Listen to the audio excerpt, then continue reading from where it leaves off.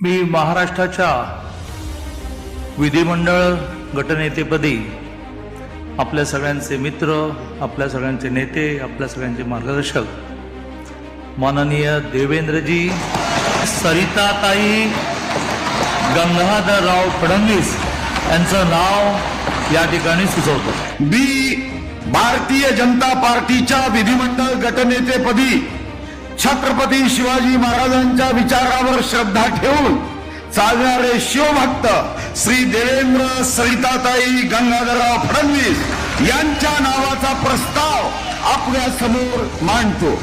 याला मी मनापासून अनुमोदन देते। आता जो प्रस्ताव मांडलाय त्याला मी अनुमोदन देतो।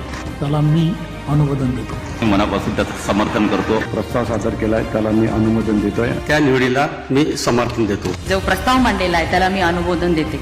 त्यांचं नाव प्रस्तावित केलंय त्याला माझं अनुमोदन देतोय आणि याला अनुमोदन